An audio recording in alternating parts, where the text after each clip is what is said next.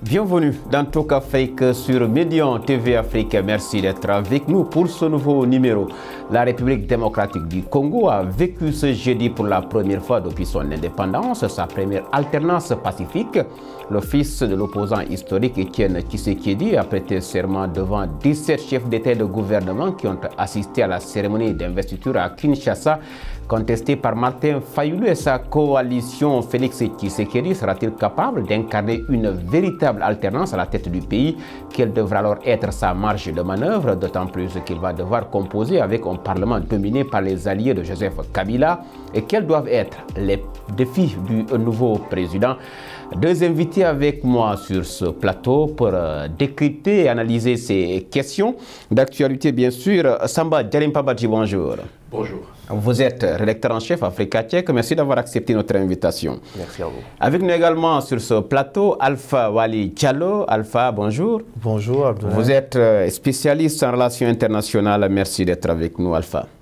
Tout le plaisir est pour moi. Alors, Samba Djalimpa, pour la première fois, les Congolais sont témoins ce jeudi d'une transmission pacifique du pouvoir présidentiel entre un président sortant, Joseph Kabila, et Félix Tshisekedi. D'abord, que vous inspire cette situation historique? Oui, je pense que quoi qu'on puisse penser de ce qui s'est passé, c'est un événement historique, comme vous le dites, et c'est quelque chose de très important pour ce pays, qui est un grand pays africain qui, pendant toute son histoire, a connu des drames sociopolitiques. Donc, vivre un tel événement avec un président qui est élu par les citoyens pour la première fois, je pense que c'est quelque chose de très important et peut-être qui peut augurer d'un avenir très prometteur pour ce pays qui a connu beaucoup de drames, qui a traversé beaucoup de difficultés, qui a d'énormes potentialités et qui a besoin d'être stabilisé pour se lancer dans un dynamisme économique certain. Mais on verra ce que cela va donner dans les prochaines années ou dans ce mandat de Félix Tshisekedi. Mais je pense que déjà l'événement en lui-même, c'est quelque chose de très important et quelque chose de très historique pour le pays et pour l'Afrique également. Alors, Alpha Wali, finalement, Martin Fayulu, ou si vous voulez, Félix Tshisekedi déclaré vainqueur, mais Martin Fayulu qui continue de contester cette victoire malgré l'annonce des résultats définitifs par la Cour constitutionnelle, qui se considère comme le seul président élu de façon légitime. Alors, est-ce que finalement, Tshisekedi aura les coups de franche pour diriger ou pour imprimer cette marque d'alternance en République démocratique du Congo? Voilà, là, je crois que vous avez touché du doigt la question fondamentale. Je rejoins Samba pour ce qu'il a dit. C'est une alternance, c'est une première. Dans cette partie de l'Afrique qui n'a connu que des malheurs depuis son indépendance, avec l'assassinat de Lumumba, tout ce qui s'est passé, le passage de Mobutu, Kabila père, ensuite les conditions dans lesquelles il a été assassiné, succédé par son père avec d'énormes problèmes. En fait, il a été acculé pour céder le pouvoir. Et aujourd'hui, on assiste à une alternance pacifique qui est à saluer. Mais aussi, il y a l'autre événement historique, c'est que c'est la première fois dans l'histoire du Congo qu'on assiste à une cohabitation entre un chef d'État, entre un président élu qui est issu d'une minorité, parce qu'en même temps, il y avait des élections législatives. Sur laquelle nous allons effectivement, revenir. Non, parce que c'est allié un tout petit peu pour comprendre comment les choses vont évoluer et aussi pour comprendre le deal qui a été fait. Parce qu'il y a eu deal. Ah oui, vous parlez de deal, entre qui et qui? Non, il y a eu un deal parce que Kabila, tout le monde voulait qu'il lâche le pouvoir. Il a lâché le pouvoir, mais il s'est donné les moyens de contrôler le pouvoir à Kinshasa par des modifications constitutionnelles.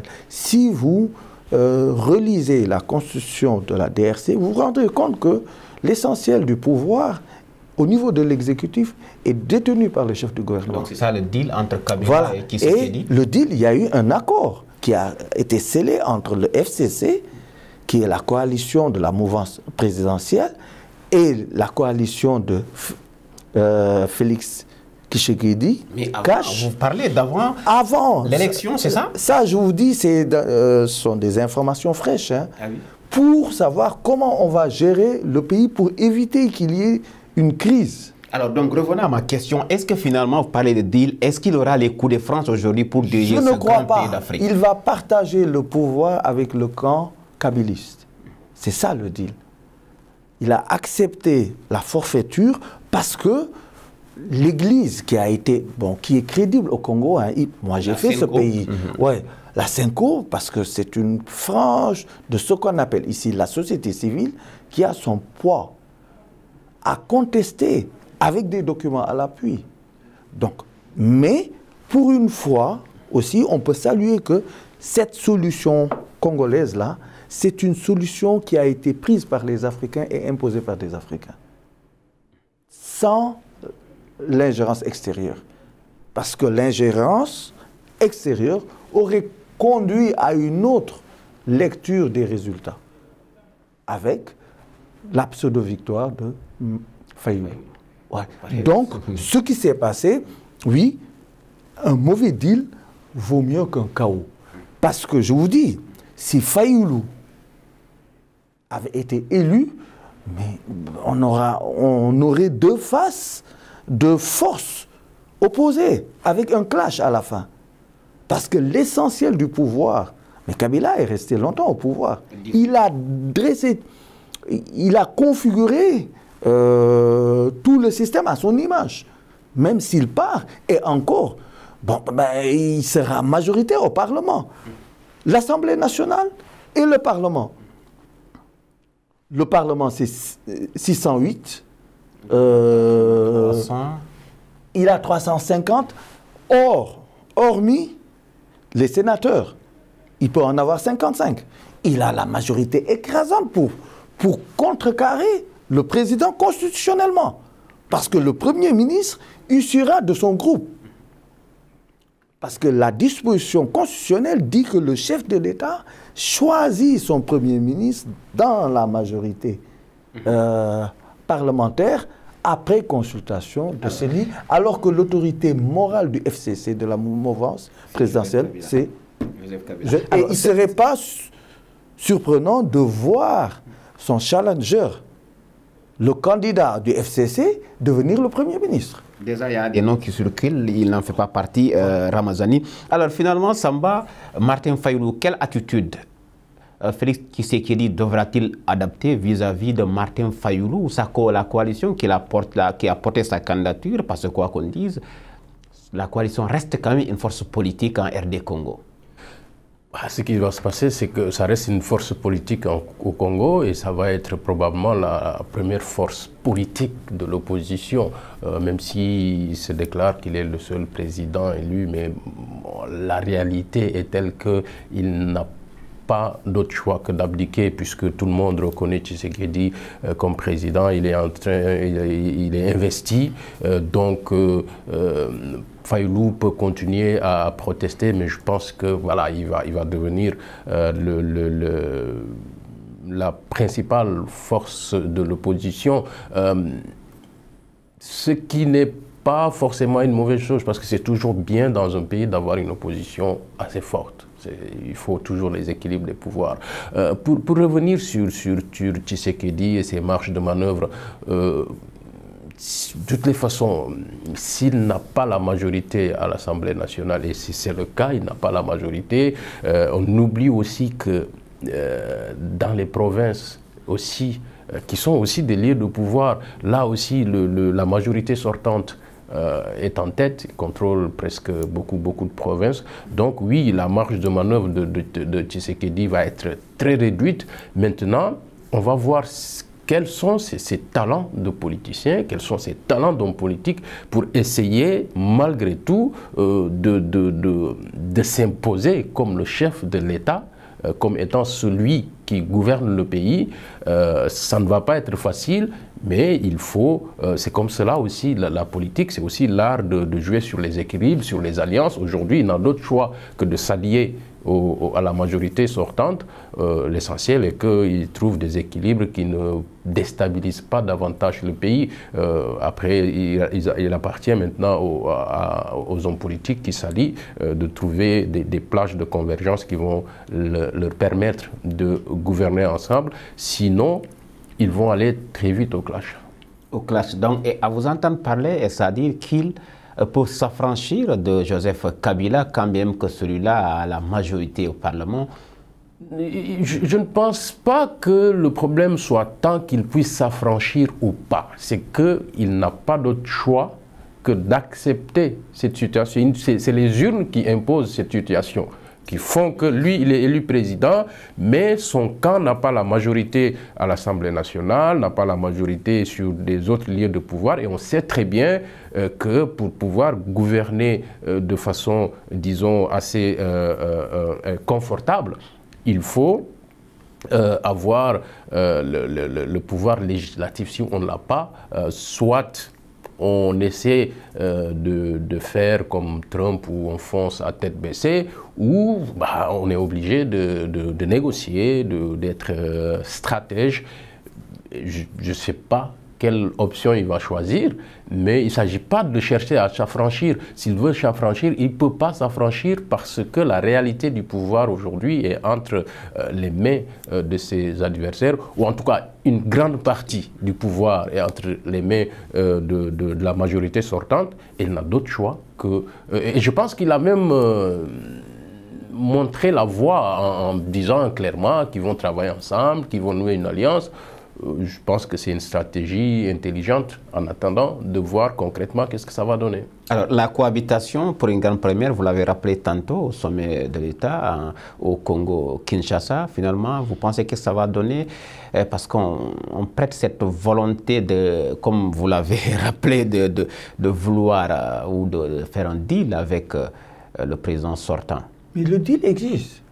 C'est le deal qui a amené Félix Tshisekedi au pouvoir. Okay. Non. La cohabitation... Je ne polémique pas. Je vous explique comment la cohabitation...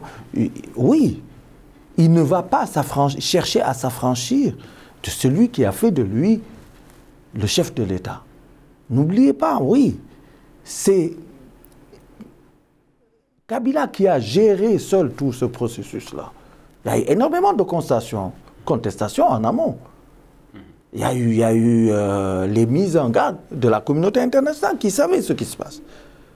Mais le résultat, et c'est que c'est un bon résultat, et c'est ce qui explique le recul de la communauté internationale. Il se dit, ça c'est... Mais qui a finalement tourné la page, qui s'est dit prête à collaborer avec Tshisekedi. Je dis, il faut avoir suivi le processus d'unification de l'opposition, le retrait de Tshisekedi et de Victor Kamere pour comprendre un tout petit peu ce qui se passe actuellement. Ouais. Et oui, il a vu que la confrontation allait être frontale entre une opposition réunie qui détient une légitimité et un camp présidentiel qui avait la légalité. Kabila, avec la pression de la communauté internationale, a coupé la poire en deux.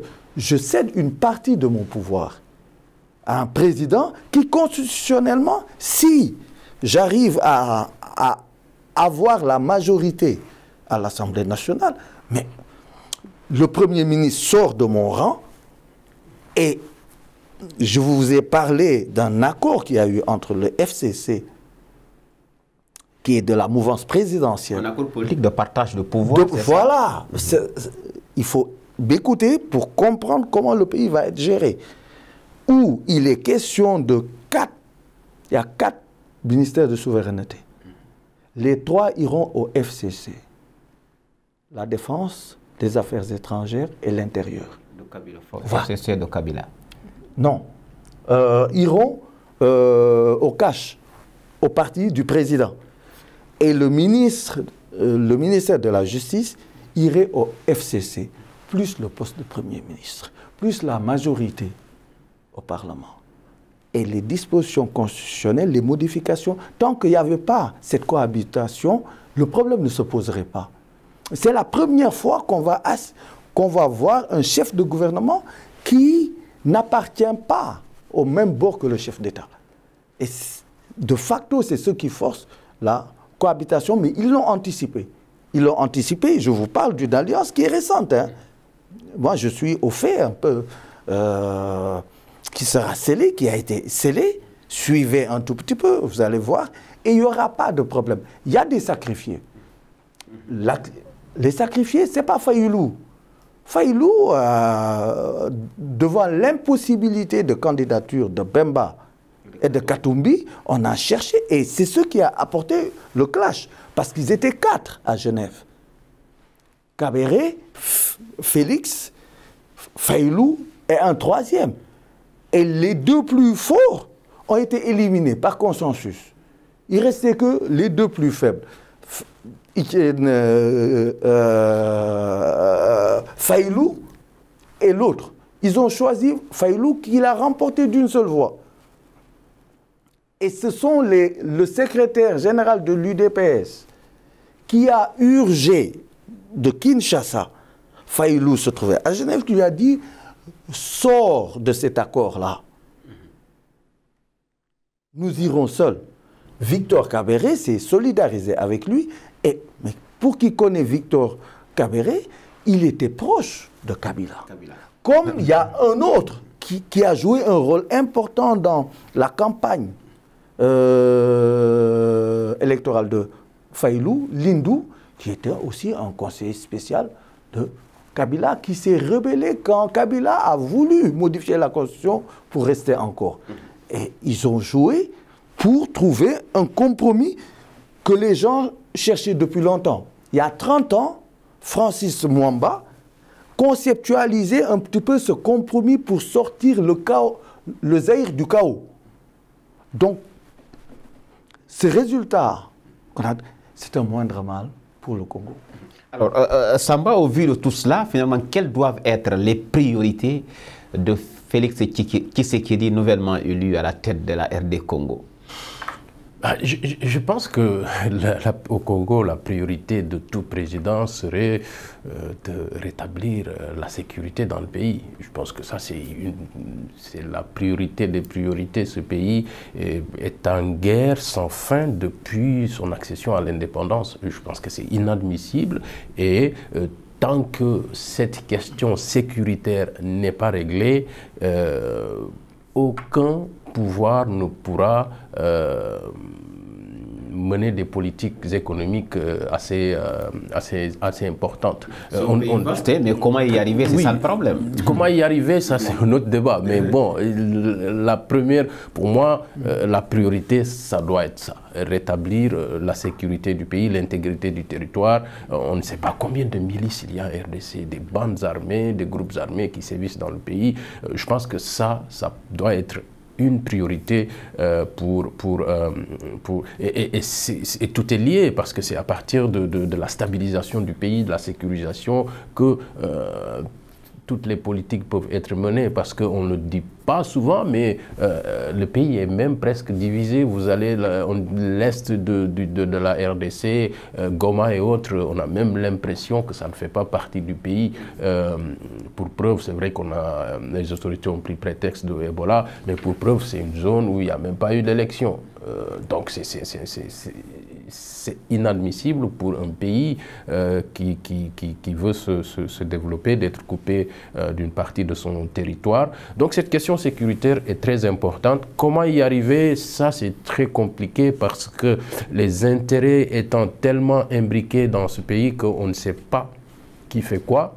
Donc je pense que pour y arriver, il faut une volonté ferme et affichée du nouveau pouvoir. Il faudra aussi traiter avec les voisins qui ont des intérêts inavoués à ce que la situation ne change pas. Donc, mais justement, Samba, comment va-t-il gérer les relations avec ses voisins immédiats du Rwanda, de la Zambie, avec la sortie récente au Victor du président du Rwanda qui assure la présence de l'UA? Vous savez, la réalité politique est toujours, c'est toujours autre chose. Je pense que ce qui s'est dit avant ne va pas être forcément ce qui va continuer à se dire quand il va s'installer dans son pouvoir. Il sera obligé de traiter avec ses voisins. Il n'a pas le choix.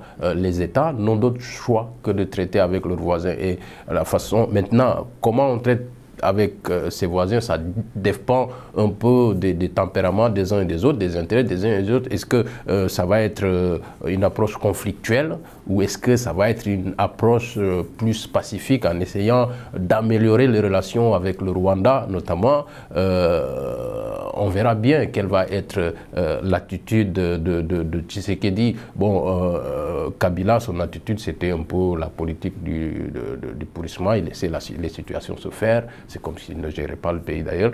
Il laissait les choses se faire, mais on verra quelle va être l'approche de Tshisekedi, quelle va être sa doctrine en matière de gestion des relations avec ses voisins. Je pense que aussi les Nations Unies continueront à jouer un rôle très important dans le pays, mais je pense qu'il faudrait que Tshisekedi, dès le début, montre un peu quelle va être sa ligne en matière sur les questions sécuritaires. Alors, Alpha Wali, nous sommes presque arrivés au terme de cette émission. En termes de relations avec les autres partenaires étrangers de la RD Congo, je veux parler de l'Union européenne, on s'en souvient avec les sanctions infligées à Ramazani, le candidat du FCC, finalement, quelles devraient être les relations ou les rapports avec les autres partenaires étrangers, l'UA, l'Union européenne et puis la communauté internationale? Bon, avec la communauté internationale, les relations avec l'Union européenne seront différentes des relations avec l'Union africaine et les pays de la SADC. Je crois que ce qui s'est passé, les résultats qu'on a obtenus, et il faut être dans le timing. Parce qu'on a commencé à proclamer les résultats. Le SEMCO a dit attention. Le président de l'Union africaine, qui se trouve être Kagame, a convoqué une réunion à Addis Abeba autour des principaux chefs d'État de la SADC. Et la résolution, c'était de dire officiellement à la CENI de suspendre. Ça n'a pas été fait. Il y avait une délégation qui devait être sur place. Ouais. Et quand la CENI a publié officiellement, ils se sont retenus, ils ont dit nous n'y allons pas. Ils ont entériné. Ces chefs d'État ont appelé et félicité Félix Tshisekedi. Donc maintenant, le problème, c'est on a eu l'impression que Fayoulou était le candidat de l'Union européenne. Avec la sortie, vous voulez dire... Non, je suis chercheur en relations internationales. Oui. Et on peut interpréter la sortie du ministre français des Affaires étrangères, Le Drian, comme étant une intimation de dire que c'était Fayoulou. Il y a une solution congolaise de compromis entre... Je ne suis pas d'accord qu'on dise que Tshisekedi, c'est un opposant. Ce n'est pas un opposant. Il s'est rapproché du pouvoir. Il faisait comme ça, là où se situaient ses intérêts. Et vous pensez finalement quelles seront les formes de relations entre ces deux, le Rwanda, plutôt la RD Congo et ses partenaires? Il n'y aura pas de problème, ils vont soutenir. Parce que ce qui se passe, c'est inédit. C'est un moindre mal. Il y a eu effectivement des gens qui sont perdants. C'est Bemba Katumbi. Ils vont revenir ensuite, ils vont à eux deux former la nouvelle opposition. Opposition forte, il y a une nouvelle... Avec Fayoulou ou sans Fayoulou? Mais Fayoulou, son parti ne représente rien. Il est dans une coalition. Les gens iront avec le... Regardez le résultat des élections. Non, au début, c'était ça. C'est-à-dire, c'était un candidat de l'opposition qui ne pouvait pas faire ombrage aux dinosaures que sont Bemba. C'est un peu ce qui s'est passé en Gambie avec l'élection de Barrow. Barrow, c'est Ousmane Dabo qui l'a choisi de sa prison, parce que c'était un moindre mal. En quelques secondes, maintenant. Voilà. Hein? En quelques secondes, les formes de relations de façon concrète, vous dites qu'il n'y aura pas de problème. Il n'y aura pas de problème. La RDC sera accompagnée par les autres pays. La communauté internationale, la communauté internationale observe, mais se joindra parce que c'est une forme de transition pacifique. Et le Congo, le mandat de Félix Tshisekedi, c'est un mandat de transition. Et pour réussir, il doit unir la nation pour pouvoir régler les problèmes sécuritaires. Alors, c'est clair. Oui, ça manque quelques secondes. Je voulais juste faire une petite digression. Je pense que ce qui peut être un indicateur de ce que Tshisekedi peut ou ne pas pouvoir faire, ce sera de voir quel sort va être réservé à certains prisonniers politiques ou le cas de Katumbi. Il faudra voir comment il va gérer tout ça, parce que pour le moment, Katumbi ne peut pas rentrer au pays parce qu'il est sous le coup d'une condamnation, etc. Ce serait intéressant de voir quelle posture il va avoir sur cette question-là. Merci Samba. C'est la fin donc de cette émission Talk Afrique qui avait le plaisir de recevoir Samba Djalimpa Badji, rédacteur en chef Africa Check. Avec nous également Alpha Wali Diallo, spécialiste en relations internationales. Merci également à vous d'avoir été de notre. Grand merci aux équipes techniques et rédactionnelles. Cette émission, vous pouvez la trouver sur notre site internet de Medion TV Afrique. Le rendez-vous est pris pour le prochain numéro.